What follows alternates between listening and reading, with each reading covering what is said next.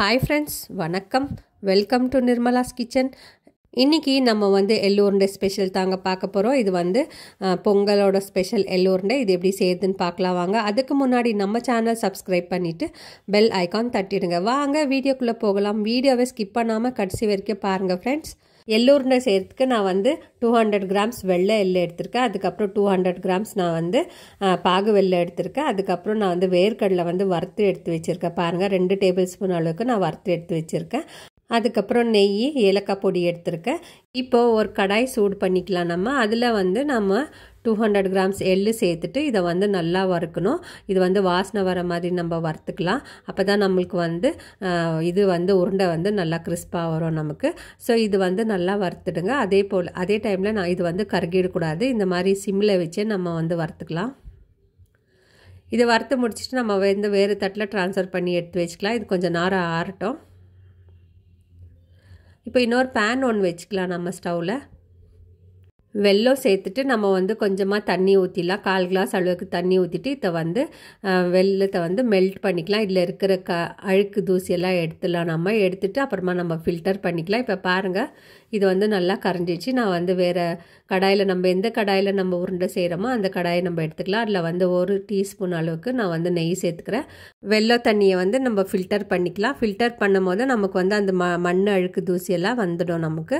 இப்போ வந்து நம்ம இதை வந்து பாகு எடுக்க போகிறோம். நம்ம எந்த மாதிரி பாகு எடுக்கிறோன்னா நம்ம வந்து அதிர்சத்துக்கு செய்கிறோம் இல்லைங்களா, அந்த மாதிரி பாகு. இது வந்து டங்கு பதம் எடுக்கணும் இதுக்கு. இப்போ வந்து நான் தண்ணி வச்சுருக்கேன் ஒரு தட்டில்.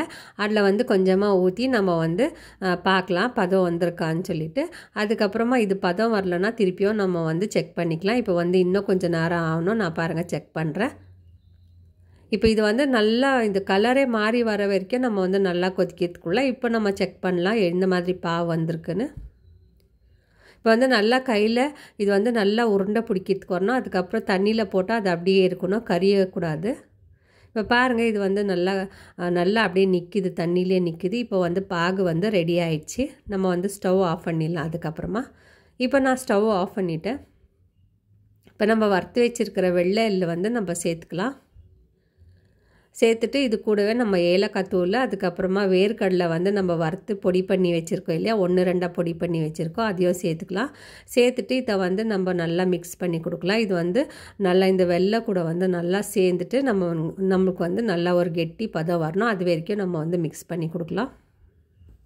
எல்லா பக்கமும் நல்லா மிக்ஸ் பண்ணிவிட்டு இது வந்து பேனில் ஒட்டாமல் வரணும். அது வரைக்கும் நம்ம வந்து மிக்ஸ் பண்ணலாம். இது வந்து இன்னும் சூடாக இருக்குது, பேன்லேயே இருக்கட்டும். இந்த சூட்லேயே கொஞ்சம் நேரம் நம்ம வந்து மிக்ஸ் பண்ணி கொடுக்கலாம். இப்போ நான் வந்து ஒரு பெரிய தட்டு எடுத்திருக்கேன். அதில் வந்து கொஞ்சமாக நெய் தடவிட்டு நான் வந்து ஃபுல்லாக தட்டு ஃபுல்லாகவே நான் தடவி எடுத்துக்கிறேன் நான் நெய்யை. இப்போ இதை வந்து இதில் தட்டில் வந்து ட்ரான்ஸ்ஃபர் பண்ணிக்கலாம். நம்ம செஞ்ச இதை வந்து எள்ளு உருண்டை பாவு வந்து நம்ம சேர்த்துக்கலாம்.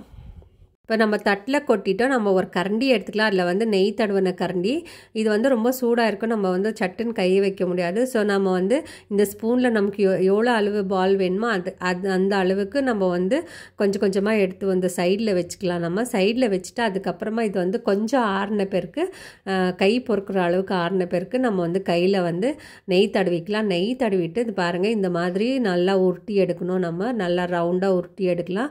இது வந்து இன்னும் சூடாகவே இருக்குது. நம்ம வந்து சூடாக இருக்கும் போதே உருட்டிடணும், இல்லைனாக்கா கெட்டி ஆகிடும். அதுக்கப்புறம் நம்மளால் உருட்ட முடியாது.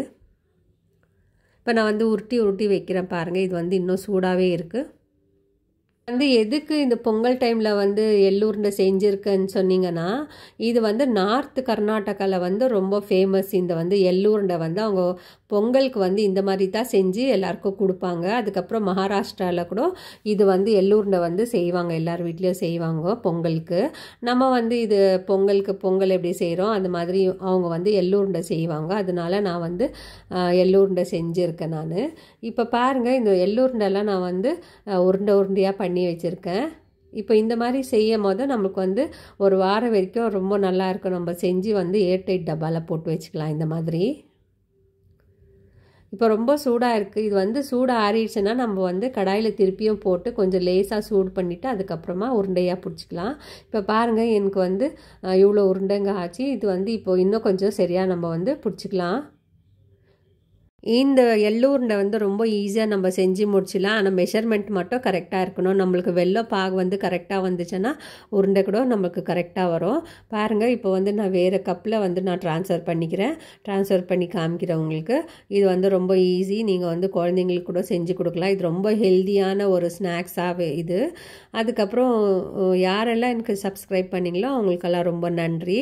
அதுக்கப்புறம் வீடியோவை ஸ்கிப் பண்ணாமல் ஃபுல்லாக பாருங்கள் ஃப்ரெண்ட்ஸ். யாரும் வீடியோ ஃபுல்லாகவே பார்க்குறதில்ல. அதுக்கப்புறம் எனக்கு லைக்ஸ் கொடுத்துட்டு அப்புறம் வீடியோ பாருங்கள் நீங்கள்.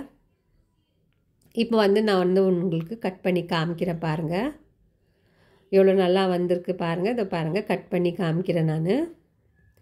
ஸோ இந்த பொங்கலுக்கு நீங்களும் இந்த மாதிரி செஞ்சு பாருங்கள். எள்ளு உருண்டை எல்லாருக்குமே வரும். ஸோ யாரெல்லாம் பிகினர்ஸ் இருக்கிறீங்களோ அவங்கெல்லாம் இந்த மாதிரி ட்ரை பண்ணி பாருங்கள். இந்த வீடியோ உங்களுக்கு பிடிச்சிருந்துச்சுன்னா லைக் பண்ணுங்கள், ஷேர் பண்ணுங்கள், சப்ஸ்கிரைப் பண்ணுங்கள். தேங்க்யூ, பாய்.